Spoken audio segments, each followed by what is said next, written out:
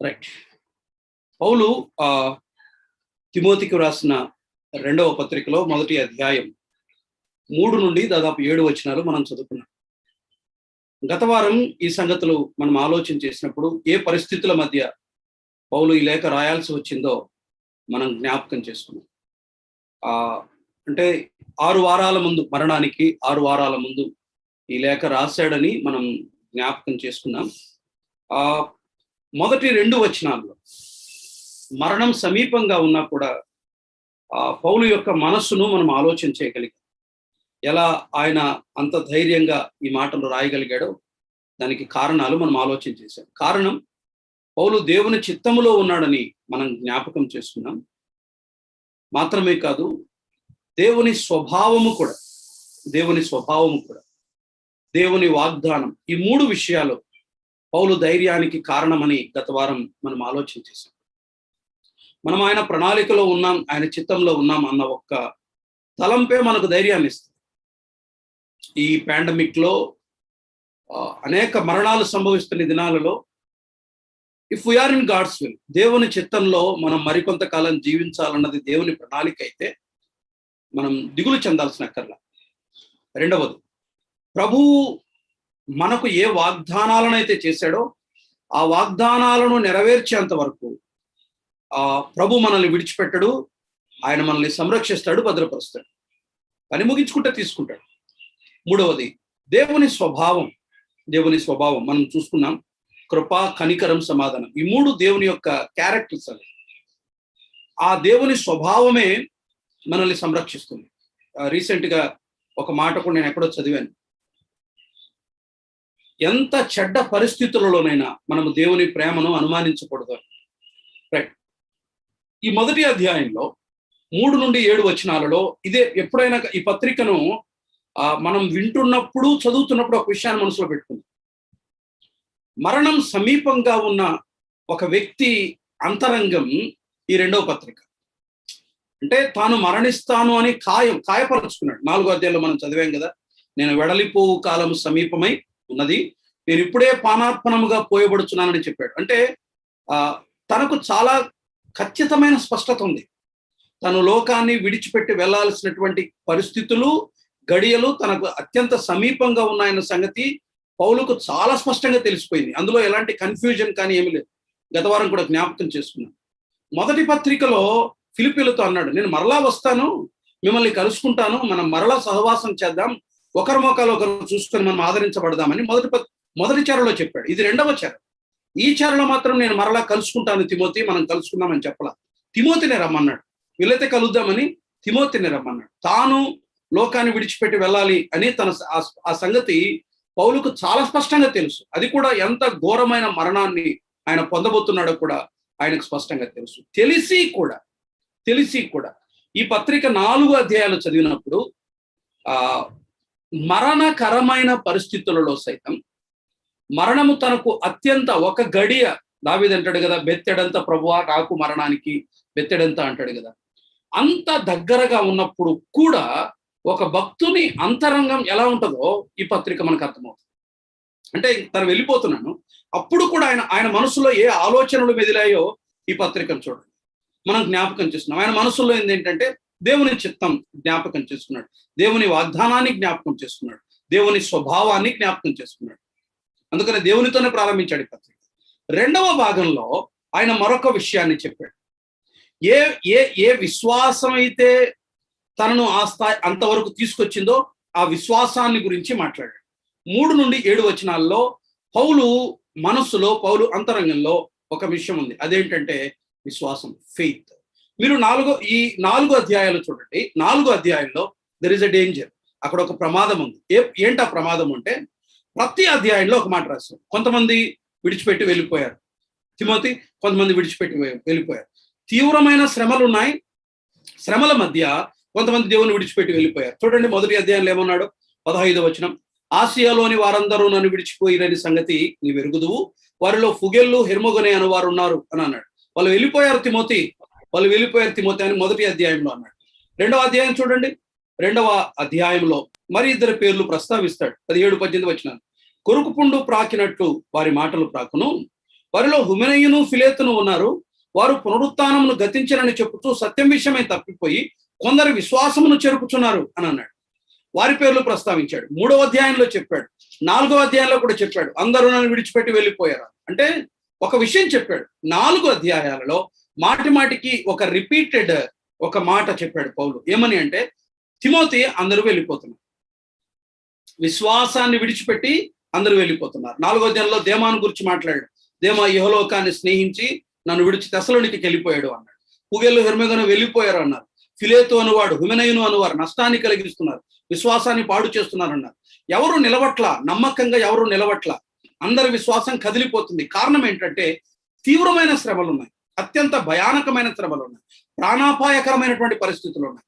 ఎవరు నిలవట్ల, తిమోతి ఎవరు నిలవట్లేదు, అందరూ వెళ్ళిపోతున్నారు, అందరి విశ్వాసం కదిలిపోయింది అన్నాడు. ప్రియులరా, మనం కూడా విడిచిపెట్టి వెళ్ళట్లా, కానీ మన అంతరంగాలలో దేవునిపై విశ్వాసం చెదిరిపోతుంది.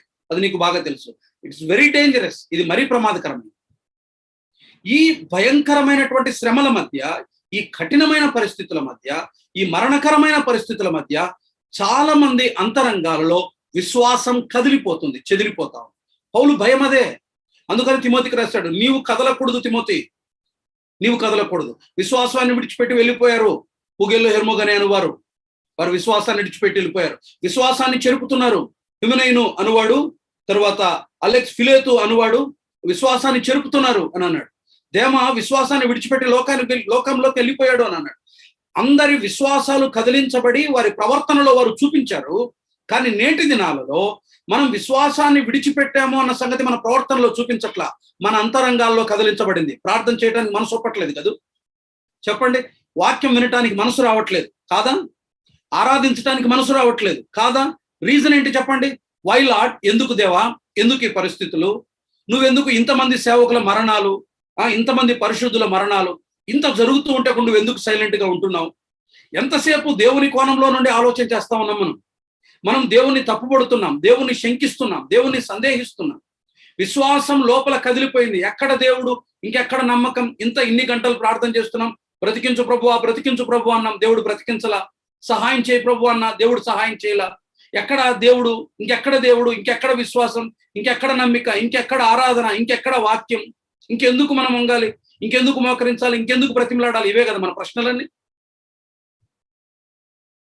మన అంతరంగాలలో ఈ ప్రశ్నలు మాటి మాటికి మనల్ని తట్టి రేపుతూ మన విశ్వాసాన్ని కదిలించేశాయి. ఆయనను సమీపించకుండా అడ్డగిస్తున్నాయి, ఆయన మాటలు వినకుండా అడ్డగిస్తున్నాయి, ఆయన సన్నిధిని మోకరించకుండా అడ్డగిస్తున్నాయి.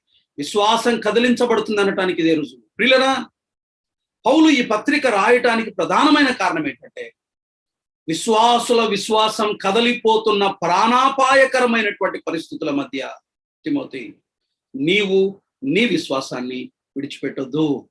అదే ఈ మాట రాశాడు.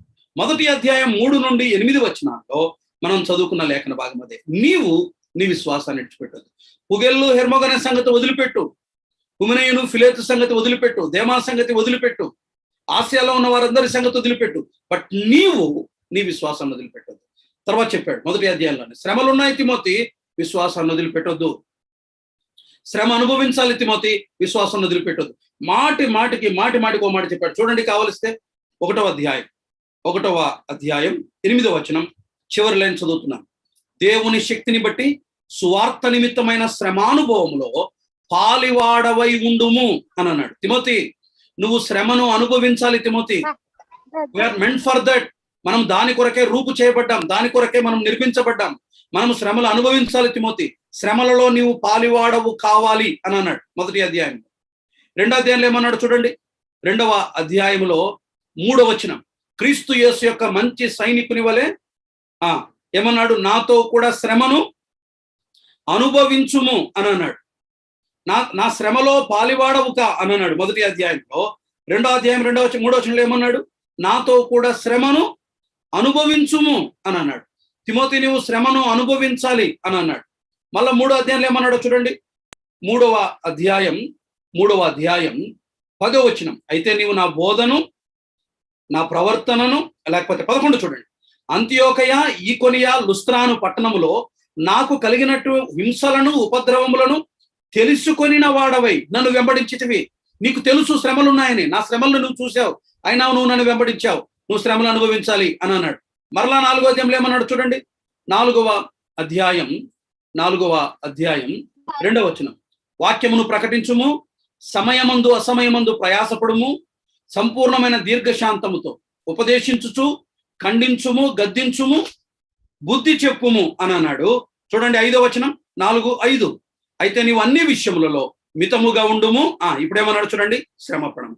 ప్రతి అధ్యాయంలో పౌలు ఒక మాట అంటాడు, తిమోతి నీవు శ్రమపడాలి. తిమోతి, మనకు శ్రమలు ఉంటాయి.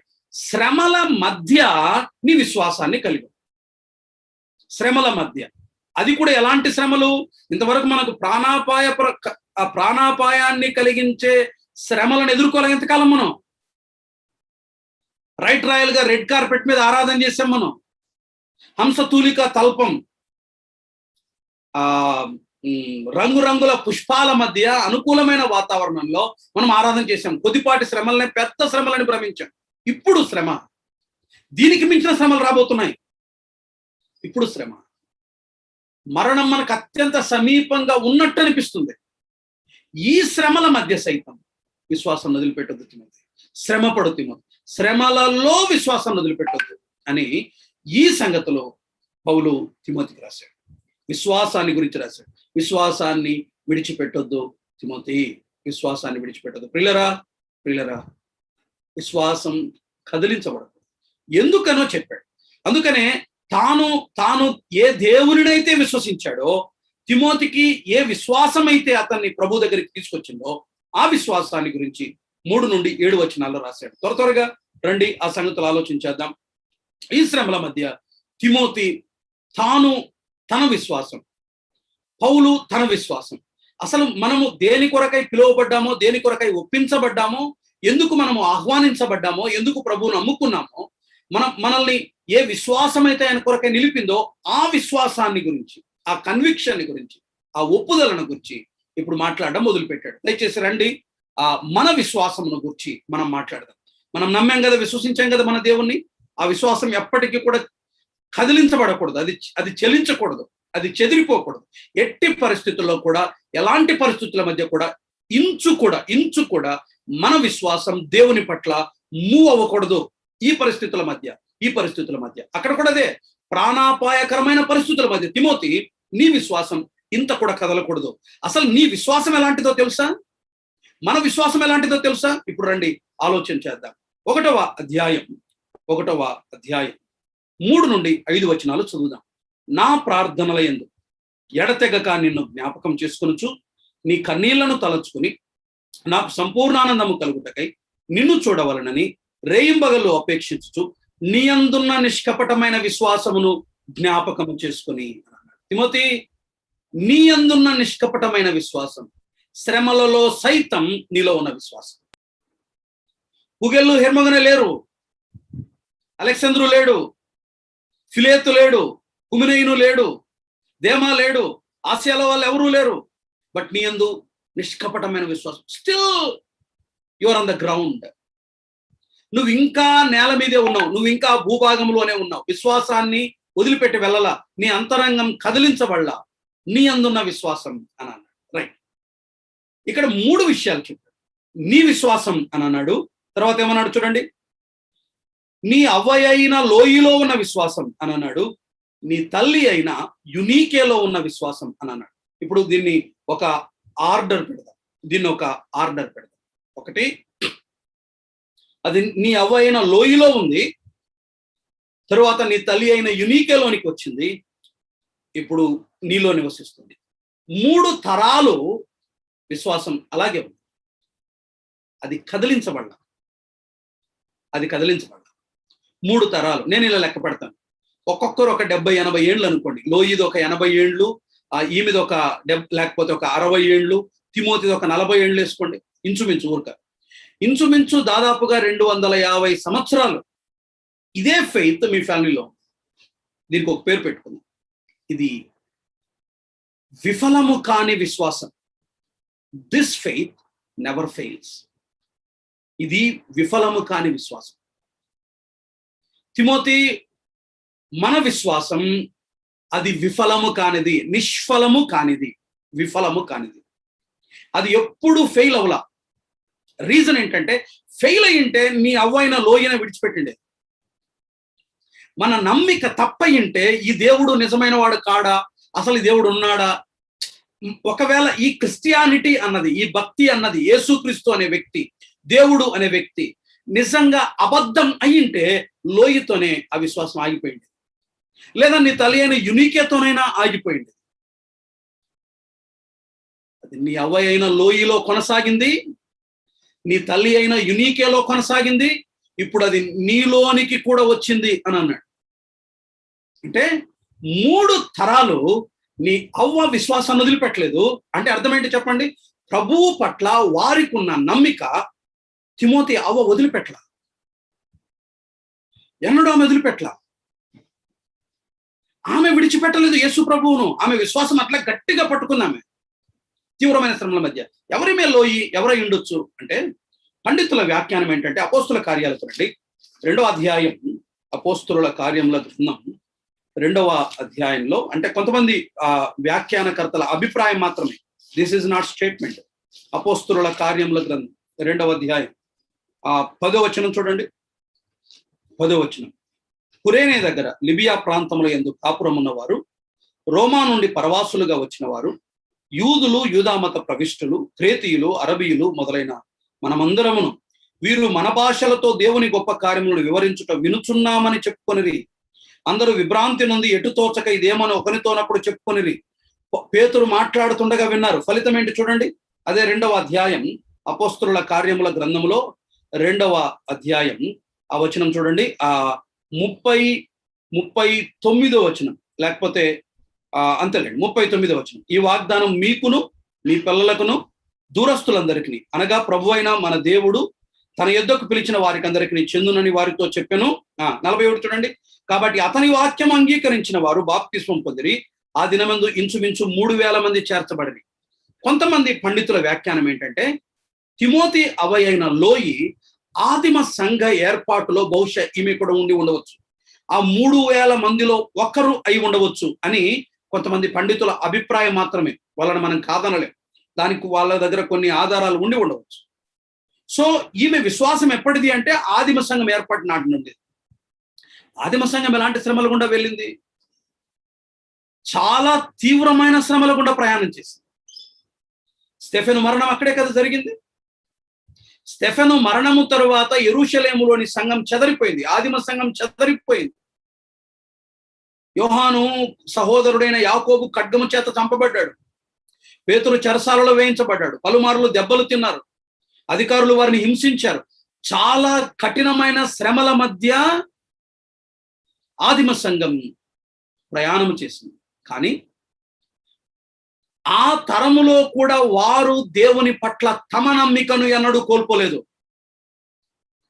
అవి కూడా మరణకరమైన పరిస్థితులే. అవి కూడా ప్రాణాపాయకరమైన పరిస్థితులే. యేసుక్రీస్తును విశ్వసించిన కారణాన మరణం వారికి వాకిట ఉంది. ఎప్పుడు ఎవరు చంపబడతారో అర్థం కాని దినాలు, అతి భయంకరమైనటువంటి ప్రాణాపాయకరమైనటువంటి పరిస్థితులు, శ్రమలు ఉన్న దినాలలో సైతం లోయి అవయైన లోయి, తిమోతి అవయైన లోయి తన విశ్వాసాన్ని విడిచిపెట్టలేదు. తన విశ్వాసాన్ని విడిచిపెట్టలేదు. ఆ విశ్వాసాన్ని ఆమె ఎట్లాగే కాపాడుకుంది? తన కుమార్తెకు అందించిన యునీకే. అది నీ తల్లి అయిన యునీకేలోను అని అంటాడు. యునీకే కూడా తన విశ్వాసాన్ని జాగ్రత్తగా కాపాడుకుంది. ఆమె కూడా ఎన్నడూ, ఆమె జీవితంలో కూడా ఈ విశ్వాసం ఎన్నడూ ఆమె కూడా విడిచిపెట్టాల. అదే విశ్వాసాన్ని తన కుమారుడైన తిమోతికి అందించింది. పిల్లరా, ఈ నమ్మిక, ఈ విశ్వాసం ఇది నిష్ఫలము కాదు. నీవు నమ్మనంత మాత్రాన విశ్వాసం కాకుండా, దేవుడు కాకుండా, యేసుక్రీస్తు మన రక్షకుడు కాకుండా పోడు, యేసుక్రీస్తు తిరిగి రాకుండా పోడు. నువ్వు నమ్మనంత మాత్రం.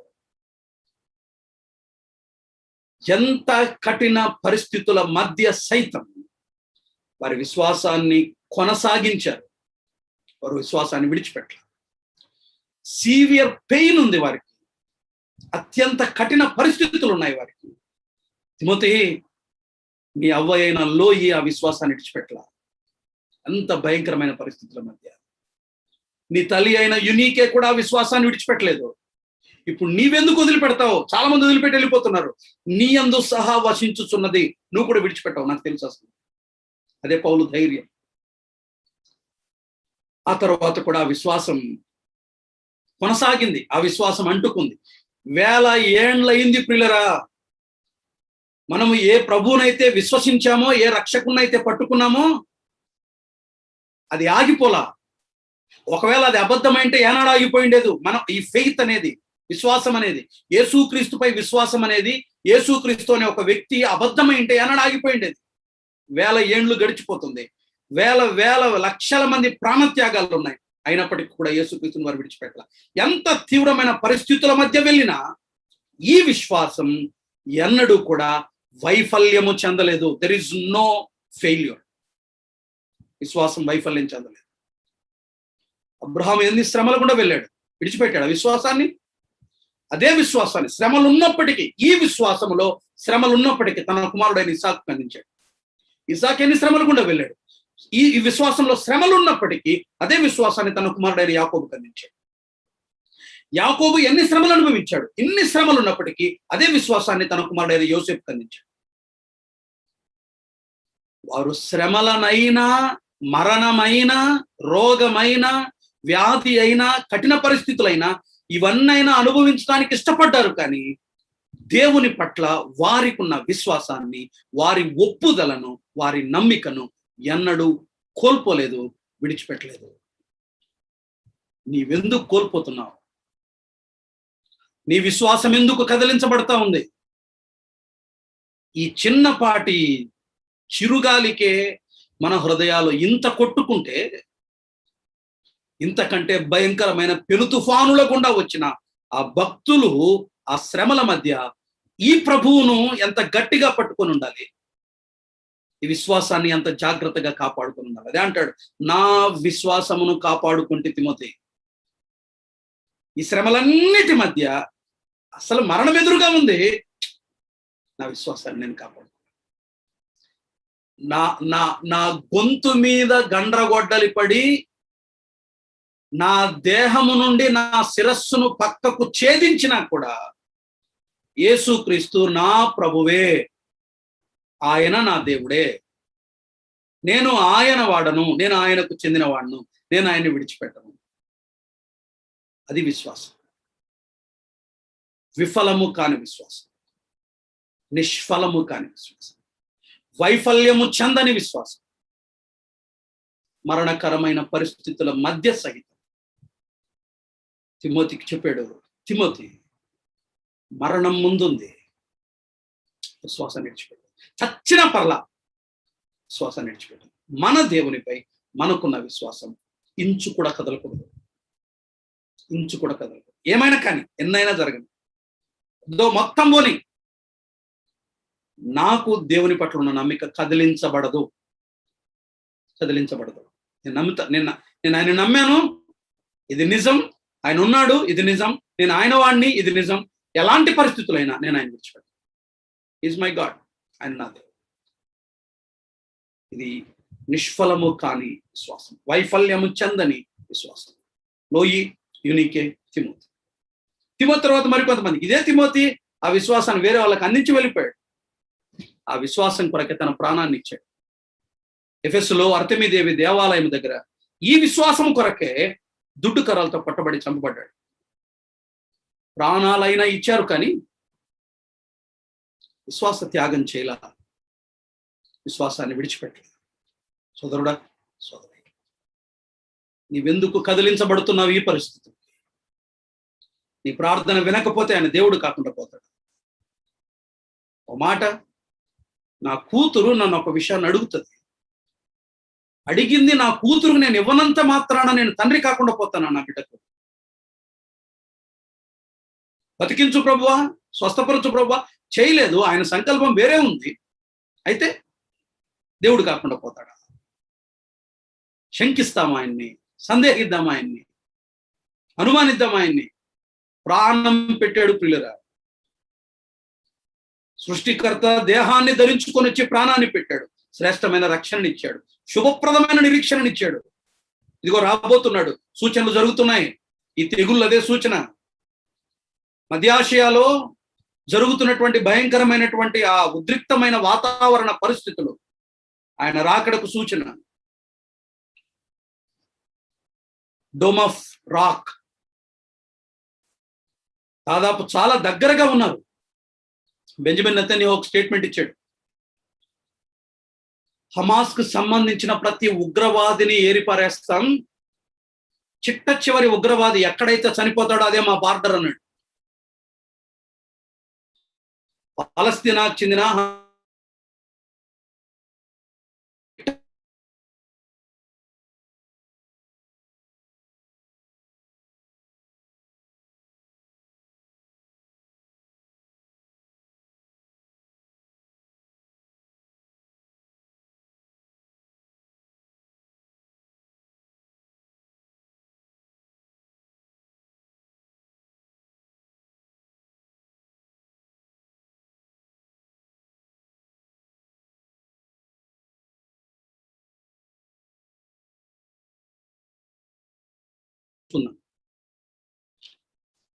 చిన్న ఇంటరప్షన్.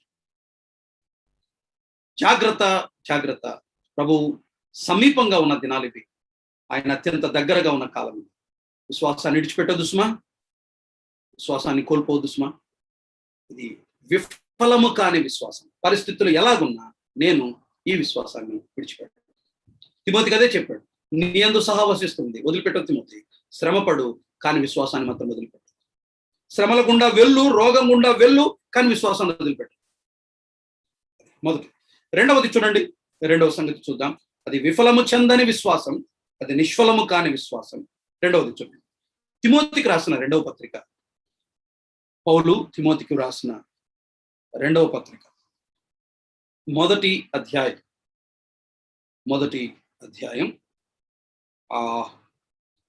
అక్కడే చదువుదాం. 6వ వచనం. ఆ హేతువు చేత నా హస్త నిక్షేపణము ద్వారా నీకు కలిగిన దేవుని కృపావరమును ప్రజ్వలింప చేయవలనని నీకు జ్ఞాపకం ఇస్తున్నాను. దేవుడు మనకు శక్తియు ప్రేమయు ఇంద్రియ పిరికితనము గల ఆత్మను ఇయ్యలేదు. ఆ హేతువు చేత అని అన్నాడు. అంటే ఒక మాట అన్నాడు, పిరికితనము గల ఆత్మను ఇయ్యలేదు. అంటే పిరికితనానికి వ్యతిరేకమైన పదాన్ని చెప్పండి. ధైర్యం, నిర్భయం అని అర్థం. పిరికితనానికి వ్యతిరేకమైన పదం ఏంటంటే ధైర్యం, లేకపోతే నిర్భయం. నా ఇంటర్నెట్ కనెక్షన్ కొంచెం అన్స్టేబుల్గా ఉంది, ప్లీజ్ బేర్ విత్ మీ. పిరికితనం అంటే దానికి వ్యతిరేకమైన పదం ఏంటంటే నిర్భయం అని అర్థం. చెలించబడనిది, కదిలించబడనిది, దేనికి భయపడదు. తిమోతి, మన విశ్వాసం ఎన్నటికీ విఫలం కాలా, దానికి సాక్ష్యం మీ అమ్మ మీ అవ్వ అని చెప్పాడు. వాళ్ళు ఎన్నడూ విడిచిపెట్టలా, శ్రమల మధ్య కూడా. కారణం ఏంటంటే ఆయన ఎప్పుడు ఫెయిల్ అవ్వడు. యేసుక్రీస్తు ఎప్పుడు ఫెయిల్ అవ్వడు. యేసుక్రీస్తు పట్ల మనం పెట్టుకున్న నమ్మిక కూడా ఫెయిల్ అవ్వదని చెప్పాడు. అది మొదటిది. రెండవది, ఇది నిష్ఫలము కాని విశ్వాసం మాత్రమే కాదు, ఇది నిర్భయమైన విశ్వాసం. ఇది నిర్భయమైన విశ్వాసం. ఈ విశ్వాసములో పిరికితనము లేదు. ఈ విశ్వాసానికి మనం ఏ నమ్మిక అయితే మనకుందో, దేనినైతే మనము ఒప్పించబడ్డామో, ఏ ప్రభువునైతే మనం వెంబడించడానికి తీర్మానించుకున్నామో, మనము నమ్మిన ఈ నమ్మిక, ఈ మన విశ్వాసం, దీనికి ఉన్న ఒక లక్షణం ఏంటంటే దీనికి పిరికితనం లేదు. దేవుడు మనకు పిరికితనం గల ఆత్మని ఇయ్యలేదంటే అర్థం ఏంటంటే మన ఫెయిత్ పిరికిది కాదు. భయపడదామా? ఇది నిర్భయమైన విశ్వాసం అని అంటాడు. ఈ మాట రాస్తుంది ఎవరో తెలుసా? గొడ్డలి కుతికి మీద ఉంది, గొడ్డలి కుతికి మీద ఉంది, భయపడినట్టాడు ఆయన. అది నిర్భయమైన విశ్వాసం అంటే. గొడ్డలు కుతిక మీద ఉంది, కానీ ఈయన ప్రభు, నేను ఈయన వదిలిపెట్టను. అది నిర్భయమైన విశ్వాసం. ఏం భయపడలా, అసలు ఎక్కడ భయపడలా. పౌలు భయపడలా, ఈయన కూడా అదే చెప్పాడు, శ్రమపడు శ్రమపడు శ్రమపడు, భయపడదు. మన విశ్వాసానికి పిరికితనం లేదు. మన విశ్వాసానికి పిరికితనం లేదు. మనకెందుకు వచ్చింది పిరికితనం? మనకెందుకు వచ్చింది పిరికితనం? చీమ చిటుక్కుమంటే భయపడుతున్నాం. నేను కూడా అందరం చిన్న చిన్న విషయాలకు భయపడుతున్నాను. అదో వార్తలకు భయపడుతున్నాను. నేను అన్ని గ్రూప్స్లోకి బయటకు వచ్చేసాను.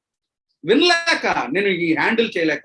ఇప్పుడు మైండ్ కూడా నాకు ఇంకా ఇప్పటికీ నేను అంటే అమ్మ మరణం తర్వాత తెలిసిన వాళ్ళు, కొంచెం దగ్గరి వాళ్ళు, చాలా మంది పరిచయమైన దేవుని సేవకులు, వాళ్ళ భార్యలు, ఇవన్నీ కొంచెం నన్ను కూడా డిస్టర్బ్ చేశారు. కానీ భయం కాదు. ఎందుకని ఇలా అన్నది ఒక పెద్ద ప్రశ్న. సరే, ఇది నిర్భయమైన విశ్వాసం, దేనికి భయపడని విశ్వాసం. తిమోతి, మన విశ్వాసం దేనికి భయపడ. దేవుడు పిరికితనం గల ఆత్మను మనకి ఇవ్వాల. గొడ్డళ్లకు భయపడలేదు. క్రూరుడైన నీరో చక్రవర్తి చర్మాన్ని ఒలిచి వీధుల గుండా ఈడ్చుకుంటా వెళ్తే ఆ శ్రమకు కూడా భయపడలేదు. సమిదలై దివిటీల వలె వాళ్ళ దేహాలను కాల్చారు రోమా చక్రవర్తులు. సజీవంగా దేహాలు కాలుతూ ఉన్నా కూడా వారు భయపడలా. నీరోకు భయపడలా, మంటలకు భయపడలా, కాలుతున్న నూనెకు భయపడలా, గొడ్డళ్లకు భయపడలా, శ్రమలకు భయపడలా. నాటు వారు నేడు మనం ఈ పురుగుకు భయపడుతుందా? జాగ్రత్తలు పాటిద్దాం. మళ్ళీ ఇది మీరు అలా అనుకునేది. నేను గతంలోనే చెప్పాను, నేను భయపడినని చెప్పి నోవా ఏం గోడ బయటకు దూకి ఎదులాడలే. నాకు విశ్వాసం ఉందని చెప్పి ఇశ్రాయేలీలు తెగులుండి కూడా ఐగుప్తులో బయటికి రాలా. అహాబు ఏం చేయలేడని చెప్పి ఏలియా వచ్చి అహాబు సన్నిధిలో నిలబడ్డా. దేవుడు అనుమతించినప్పుడు మాత్రమే బయటకు వచ్చాడు. మిగతా ఎలా వరదు. యేసు ప్రభు సైతం యూదుల దగ్గర నుండి తప్పించుకొని వెళ్ళిపోయాడు. ఆయన ఎందుకు? యేసు ప్రభు పుట్టినప్పుడు ఐగుప్తులోకి ఎందుకు తలదాచుకోవాలి? ఆయన దాక్కోమన్నప్పుడు దాక్కోవాలి. దాక్కోమంటున్నాడు, ఇళ్లలో ఉండమంటున్నాడు, ఉండాలి. ఇక్కడ విశ్వాసం అంటే నా ఉద్దేశం అది కాదు. కానీ ఇవి మనల్ని భయపెట్టకూడదు. ఈ సంఘటనలు, ఈ సంభవాలు, ఈ పరిస్థితులు మనల్ని భయపెట్ట. మన విశ్వాసం పిరికిది కాదు. ఇది దేనికి భయపడని విశ్వాసం అన్నమాట. దేనికి భయపడని విశ్వాసం అన్నమాట. దేనికి చెల్లించని విశ్వాసం. చూడండి ఏమంటాడు ఆయన తిమోతికి రాసిన 2వ పత్రిక 4వ అధ్యాయంలోనే 6వ వచనం. నేను ఇప్పుడే పానార్పణంగా పోయబడుచున్నాను, నేను వెడలిపోవు కాలం సమీపమై ఉన్నది, మరణం దగ్గరగా ఉంది. ఇంకేమన్నాడు? మంచి పోరాటము పోరాడి తిని, నా పరుగు కడముట్టించి తిని, నా విశ్వాసమును కాపాడుకుంటుంది. నా విశ్వాసాన్ని నేను కాపాడు. వెడలిపోయే కాలం సమీపమైంది. ఏదో మరణం అంటే నార్మల్ డెత్ కాదది. బట్ నా విశ్వాసాన్ని నేను కాపాడుకున్నాను. నేను భయపడలా. నీరో చక్రవర్తికి భయపడలా. నీరో చక్రవర్తి ద్వారా కలిగే హింసలకు నేను భయపడలేదు. దేవుడు మనకు పిరికితనం గల ఆత్మనివ్వలేదు. ఈ విశ్వాసం దేనికి భయపడదు. ఈ విశ్వాసం ధైర్యం పుట్టిస్తుంది. ఒక మాట చూడండి, యోబు గ్రంథంలో అంటాడు 4వ అధ్యాయం. యోబు గ్రంథం 4వ అధ్యాయం. మన విశ్వాసానికి ఒక లక్షణం ఉంది. 4వ అధ్యాయం 6వ వచనం చూడండి. 4వ అధ్యాయం 6వ వచనం. నీ భక్తి నీకు ధైర్యము పుట్టింపదా? నీ భక్తి నీకు ధైర్యం పుట్టింపదా? ఈ విశ్వాసం నీకు కలుగు చేయాల్సింది ధైర్యం కదా. ఆయనను నమ్మిన కారణాన మనకు పుట్టాల్సింది ధైర్యం కదా. ఎందుకు మనం వణుకుతున్నాం? ఎందుకు మనం భయపడుతున్నాం? కానీ ఎప్పుడు భయపడతామంటే మన నమ్మిక సరికాని దానిపై ఉంచినప్పుడు భయం వస్తుంది. చూడండి ఒక వచనం, కీర్తనల గ్రంథంలో 56వ కీర్తన 3వ చరణం చూడండి.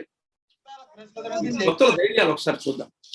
56వ కీర్తన 3వ చరణం చూడండి. కీర్తనల గ్రంథం 56:3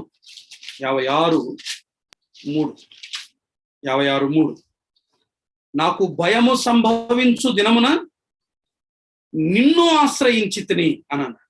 నాకు భయము సంభవించు దినమున నిన్ను ఆశ్రయించింది. ఇప్పుడు చూడండి 4వ వచనం. దేవుని బట్టి నేను ఆయన వాక్యమును కీర్తించదను, దేవుని యందు నమ్మిక ఉంచి ఉన్నాను, నేను భయపడను. నాకు భయం వేసింది, భయం లేదనేది కాదు, భయం వేసింది, కానీ నిన్ను ఆశ్రయించాను, ఇక నేను భయపడను. నేను ఎప్పుడైతే నిన్ను నమ్ముకున్నాను, నేను ఎప్పుడైతే నీపై ఆధారపడ్డాను, నేను ఎప్పుడైతే నీ వైపు చూశాను, ఓ ప్రభువా, నేను భయపడ్డ మాట నిజం. ఎస్, నేను భయపడ్డ మాట నిజం, మీరు కూడా భయపడ్డ. కానీ ఎప్పుడైతే ఆయనను చూస్తామో, ఎప్పుడైతే మనం ఆయనపై విశ్వాసం ఉంచుతామో, ఎప్పుడైతే మనం ఆయనపై ఆనుకుంటామో, మన నమ్మిక ఎప్పుడైతే ఆయన వైపుకు మళ్లించబడుతుందో, అప్పుడు మన భయాలన్నీ పోతాయి. మబ్బు విడిపోనట్లు విడిపోతాయి ఈ భయాలన్నీ, మబ్బు విడిపోనట్లు విడిపోతాయి. అందుకనే మన విశ్వాసం జెన్యూన్ అయితే, మన విశ్వాసం కేవలం దేవుని మీద అయితే, ఇవేవి మన హృదయాన్ని కంపింప చేయవు, మనల్ని భయపెట్టవు. చూడండి, ఒక మాట మనం చదువుకున్నాం. ఆ యెషయా గ్రంథంలో ఒక స్పష్టమైన మాట ఉంది. చూడండి, యెషయా గ్రంథం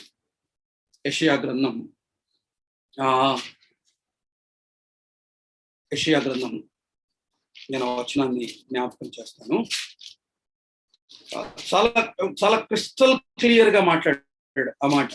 అసలు నేను భయపడలేదు అన్నట్టు. 6వ అధ్యాయం చూడండి, యెషయా గ్రంథం 7వ అధ్యాయం, క్షమించండి, 6వ అధ్యాయం కాదు, 7వ అధ్యాయం 2వ వచనం. అప్పుడు సిరియనులు ఎఫ్రాయిమీలను తోడు చేసుకునిరని దావీదు వంశస్థులకు తెలుపబడగా, గాలికి అడవి చెట్లు కదలినట్లు వారి హృదయమును వారి జనుల హృదయమును కదిలెను అను. గాలికి అడవి చెట్లు కదిలినట్లు వారి హృదయమును వారి జనుల హృదయమును కదిలెను అన్నాడు. వారు భయపడ్డారు, గాలికి అడవి చెట్లు కదిలినట్లు వారు కదిలారు. తర్వాత యెషయా ద్వారా దేవుడు మాట్లాడాడు, నువ్వెందుకు భయపడుతున్నావు, నువ్వెందుకు సంశయిస్తున్నావు, ఈ మాట నిలవదు. చూడండి ఆ మాట, 7వ వచనం. అయితే ప్రభు అయిన యెహోవా ఇలాగు సెలవిస్తున్నాడు, ఆ మాట నిలవదు, జరుగదు. దమస్కు సిరియాకు రాజధాని, దమస్కునకు రేజీను రాజు 65 సంవత్సరములు కాకమునకు ఎఫ్రాయిము జనము కాకుండా నాశనమగును. షోమ్రోను ఎఫ్రాయిమునకు రాజధాని, షోమ్రోనుకు రెమల్యా కుమారుడు రాజు. మీరు నమ్మకుండిన ఎడల స్థిరపడక ఉందురు అని అంటాడు. మీరు గనక నమ్మకపోతే మీకు స్థిరత కలగదు అని. మీకు నమ్మిక లేకపోతే మీకు స్థిరత కలగదు. మీరు నమ్మండి, అది జరగదు. మనం ఏమైతే వింటున్నామో, ఏవైతే మనకు వినపడుతున్నాయో అవన్నీ కాదు. నన్ను నమ్మండి. చిగురుటాకు వలె మీ హృదయాలు కదులుతున్నాయి, బట్ నన్ను నమ్మండి. నమ్మకపోతే మీకు స్థిరత కలగదు, అంటే మీకు ధైర్యం రాదు. ఇప్పుడు మనము నమ్మిక ఉంచాల్సింది ప్రియులరా, మన ఫెయిత్ ట్రాక్ లేక వస్తే ధైర్యం వచ్చేస్తుంది. మన ఫెయిత్ ట్రాక్ లేక వస్తే, మనం తిరిగి ప్రభువును నమ్మడం మొదలు పెడితే, దేవునిపై ఆధారపడడం మొదలు పెడితే ధైర్యం వచ్చేస్తుంది, ఆటోమేటిక్గా వచ్చేస్తుంది. అది చాలా క్యాజువల్గా క్లియర్గా వచ్చేస్తుంది. మీకు చాలాసార్లు వినింటారు, అదోనిరామ్ జడ్సన్ ఎవరో తెలియదు, మొత్తానికైతే ప్రయాణమై వెళ్తా ఉన్నారు సముద్రంలో. తుఫాను అందరుండి ప్రార్థన చేద్దాం ఇప్పుడు ఇంత భయంకరమైన తుఫాను మధ్య అని మాట్లాడుకుంటున్నారు. అందులో నాకు యవనస్తుడు పైకి వెళ్ళాడు. ఉండండి, నేను పైకి వెళ్ళి వస్తాను అంటే, చెప్తున్నాం కదా బాగలేదు పరిస్థితి, చాలా భయంకరమైనటువంటి పరిస్థితుల మధ్య ఉన్నాం, మన ఓడ అవతలకి అద్దరి చేరటం కష్టం, చనిపోయే పరిస్థితి ఉంది, ప్రార్థన చేద్దాం రండి అని మాట్లాడుకుంటున్నారు. అప్పుడు యవనస్తుడు పైకి పోయాడు, కెప్టెన్ దగ్గరికి, ఓడ నావికుడు కెప్టెన్ దగ్గరికి వెళ్ళి చూస్తే, ఆ కెప్టెన్ ఈ యవనస్తుని వైపు చూసి నవ్వాడట. జస్ట్ ఒక స్మైల్ అంతే, ఏం మాట్లాడలేదు, నవ్వాడు. వచ్చిన తర్వాత ఆయన నవ్విన తర్వాత కిందికి వచ్చి చెప్పాడు, ఏం కాదు, తుఫాన్ ఏం చేయదు అంటే. ఏమి ఎలా చెప్పగలం అంటే, కెప్టెన్ నవ్వాడు, నన్ను చూసి నవ్వాడు. అతని ముఖంలో ఇసుమంత ఆందోళన లేదు, ఇంత కూడా భయం లేదు, అంత ధైర్యంగా ఉన్నాడు ఆయన. తుఫాన్ రాదు, ప్రశాంతంగా వెళ్ళి పడుకున్నాను రండి. యవనస్తుని మాట నమ్మి వెళ్ళిపోయారు. ప్రశాంతంగా పడుకున్నారు. మన నావికుని ముఖంలో ఎన్నడూ కూడా మన రక్షకుడు భయపడతాడా? ఆయన ముఖంలో ఆందోళన ఉంటుందా? అయ్యో పరిస్థితులు చేయి దాటిపోతున్నాయి. ఆయన వైపు చూడండి, ఇదిగో ఆయన ముఖం చూడండి. నిశ్చలంగా, నిర్మలంగా, నిబ్బరంగా మన రక్షకుని ముఖాన్ని చూడండి, ధైర్యం కలుగుతుంది.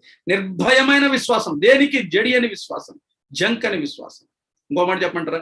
మరణం సమీపంగా ఉన్న ఆ మరణానికి కూడా భయపడని విశ్వాసం. తిమోతి, నేను వెడలిపోతున్నా తిమోతి, కానీ నా విశ్వాసం కదిలించబడలా, దాన్ని నేను కాపాడుకున్నాను. ఆ మరణం నాకు దగ్గరగా వచ్చిన ఆ విశ్వాసాన్ని నేను కాపాడు. నేను నా విశ్వాసాన్ని కోల్పోలే. మరణం మనకు దగ్గరగా ఉన్నట్టు అనిపిస్తుంది కదా. ఇప్పుడు ఎందుకు మనం కోల్పోతున్నాం? ఎందుకు జడుస్తున్నాం? ఎందుకు భయపడుతున్నాం? మన రక్షకుణ్ణి చూద్దాం.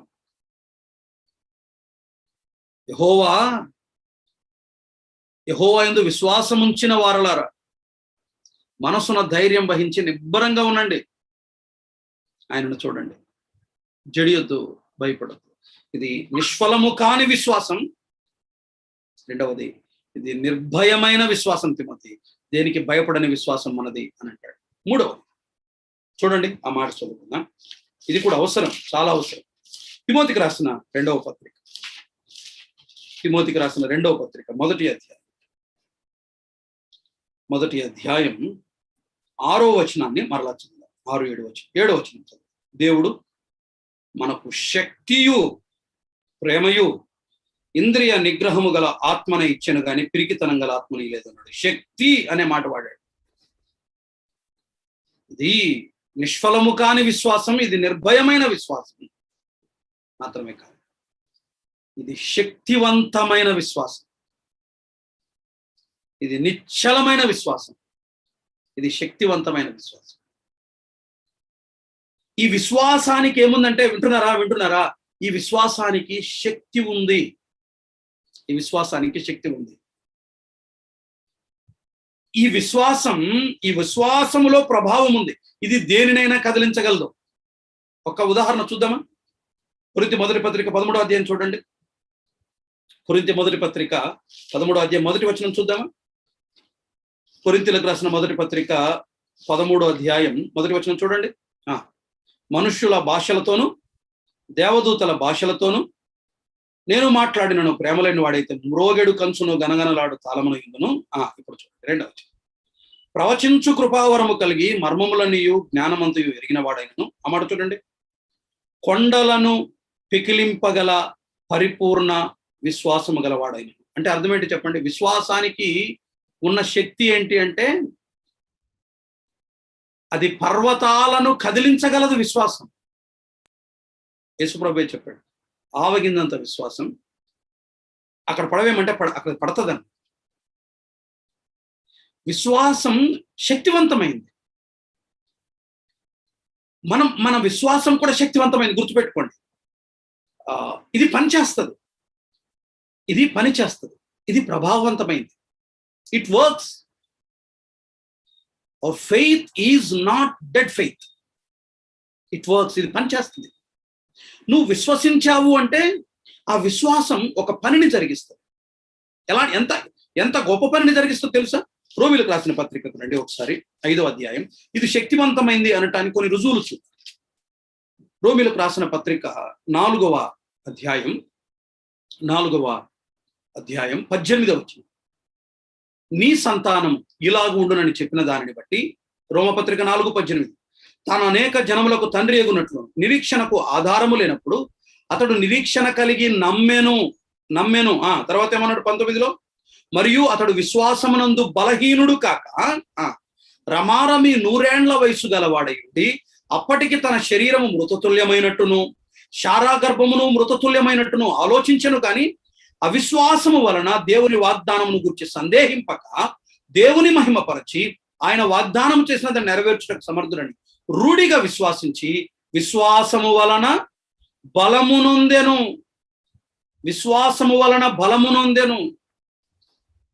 దాని అర్థం ఏంటంటే, మృతతుల్యమైనటువంటి శరీరం బలాన్ని సంతరించుకుంది. అబ్రహాము శరీరం బలాన్ని సంతరించుకుంది. వింటున్నారన్నమాట. మీరు మరలా చూడండి కావలిస్తే అక్కడ. అప్పటికి తన శరీరము మృతతుల్యమైనట్టును శారా గర్భమును మృతతుల్యమైనట్టును ఆలోచించను. ఈ ఆలోచన వచ్చింది. ఈ ఆలోచన కూడా రావడం తప్పనుకుంటాం మనం కొన్నిసార్లు. అబ్రహాము కూడా ఆలోచన వచ్చింది. ఏంటి ప్రభువా, మృతతుల్యమైన శరీరం, నాకు కుమారుడు కలగటం ఏంటి? శారా గర్భం మృతతుల్యమైంది, శారాకు కుమారుడు కలగటం ఏంటి ప్రభు అని అబ్రహాము కూడా ఆలోచించాడు. కానీ మరలా విశ్వసించాడు. నోట్ దిస్ పాయింట్, ఈ మాట పట్టుకోండి. ఆలోచించాడు, కొంచెం అవిశ్వాసం ప్రవేశించింది, సందేహించాడు, ఆలోచించాడు. మానవుడిగా తార్కికంగా లాజికల్ గా థింక్ చేయాల్సిన రీతిగా థింక్ చేశాడు. బట్ మరలా విశ్వసించాడు. వింటున్నారా? మృత తుల్యమైన అబ్రహాము శరీరం బలమును పొందింది త్రూ ఫెయిత్, విశ్వాసమును బట్టి. మృతతుల్యమైనటువంటి ఊపిరితిత్తులు బలం పొందుతాయి విశ్వసిస్తే. నమ్మి అడుగుదాం. హోప్లెస్ బ్రదర్, ఛాన్స్ లేదన్నా. ఇంకా కాదులే, ఏం పెద్దగా చేస్తావు ప్రార్థన. మనం అడిగేటప్పుడు కూడా ఏమని అడుగుతామంటే హోప్లెస్, సరే ప్రభా నువ్వు చేయి ప్రభా ఏదన్నా. అడిగేటప్పుడు కూడా కాదులే అనుకుంటే అడుగుతాం, ఇది జరగదులే అనుకుంటే అడుగుతాం.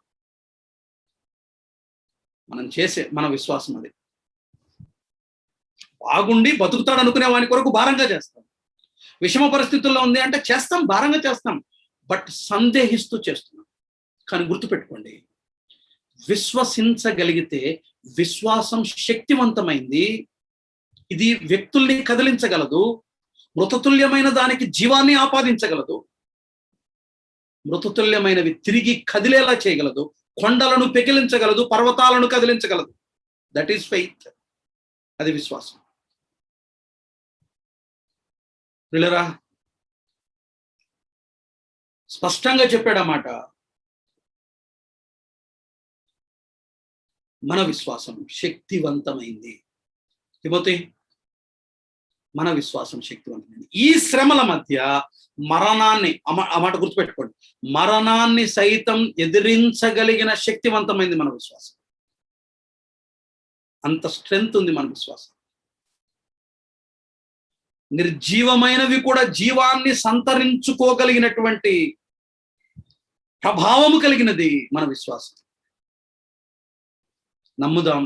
నమ్మెను, అబ్రహాము నమ్మెను. మరణం సమీపంగా ఉండగా, మరణకరమైన పరిస్థితుల మధ్య ఒక గొప్ప భక్తుడు తిమోతితో మాట్లాడుతూ చెప్పిన సంగతి.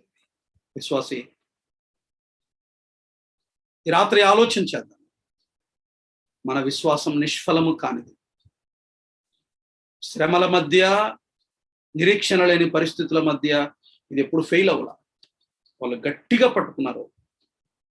1000 ఏళ్ళు గడిచిపోతుంది, విశ్వాసం కొనసాగుతుంది. నేను మళ్ళీ చెప్తున్నా, నీవు నమ్మనంత మాత్రాన ఇది జెన్యూన్ కాకుండా పోదు.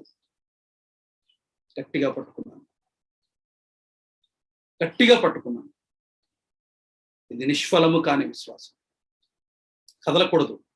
రెండవది, ఇది నిర్భయమైన విశ్వాసం, భయపడొద్దు. మూడవది, ఇది శక్తివంతమైన విశ్వాసం, ఇది కార్యం చేస్తుంది. విశ్వసిద్దాం. దృఢమైన స్థిరమైన నమ్మిక ఆయనపై మనం కలిగి ఉన్నాం, కార్యం చేస్తుంది. అట్టి విశ్వాసాన్ని కలిగి ఉన్నాం. ఆ విశ్వాసాన్ని గట్టిగా పట్టుకున్నాం. ఈ పరిస్థితుల మధ్య ఎన్నడూ విడిచిపెట్టకుండా, నిర్భయంగా, శక్తివంతంగా విశ్వాసాన్ని కలిగి ఎన్నడూ విడిచిపెట్టకుండా ఇలాగే ప్రభువును సేవించడానికి చాలిన కృప ప్రభు మనందరికీ సమృద్ధిగా అనుగ్రహించింది.